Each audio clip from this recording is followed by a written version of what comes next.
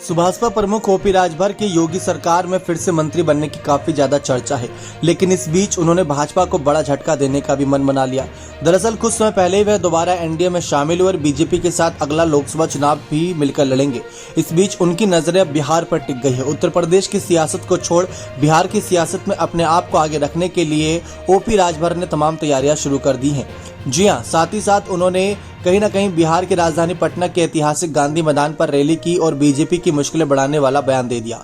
OP Rajbhar ने साफ ऐलान कर दिया कि उन्हें यूपी की तरह बिहार में भी एनडीए से सीटें चाहिए। अगर ये सीटें नहीं मिली तो अकेले ही मैदान में उतरेंगे, फिर चाहे उनके खिलाफ बीजेपी हो, कांग्रेस हो या जेडीयू या आरजेडी। राजभर ने कहा कि बिहार की सभी 40 सीटों पर प्रत्याशी उतारने और बीजेपी के खिलाफ ही ताल ठोकने की घोषणा कर दी।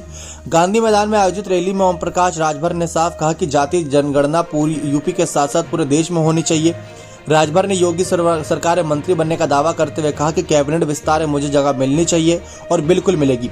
ओपी राजभर ने कहा कि बिहार की 40 लोकसभा सीटों पर उनकी पार्टी चुनाव लड़ेगी। कहा कि भाजपा के साथ गठबंधन यूपी में है, बिहार में फिलहाल बीजेपी के साथ गठबंधन नहीं है। बिहार में भी भाजपा सीटें मांगेंगे, सीटें नहीं मिली तो अकेले चुनाव लड़ेंगे। ओपी राजभर ने यह भी दावा किया कि लोकसभा चुनाव में लालू और नीतीश कहीं ना कहीं उड़ जाएंगे। उन्होंने कहा कि बिहार में जाति जनगणना झूठ का पुलिंदा है, किसी गांव में ठीक से इसे नहीं किया गया है।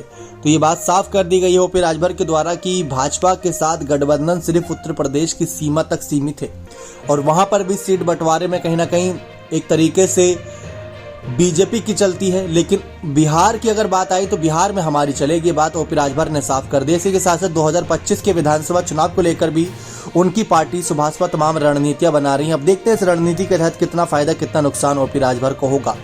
आपको क्या लगता है कि क्या सचमुच बिहार में ओपी राजभर का जादू चल पाएगा जैसे उत्तर प्रदेश में विधानसभा में कुछ सीटें निकाल पाने में कामयाब रहे? तो अपनी राय कमेंट सेक्शन में जोड़ दीजिएगा। बहुत बहुत धन्यवाद।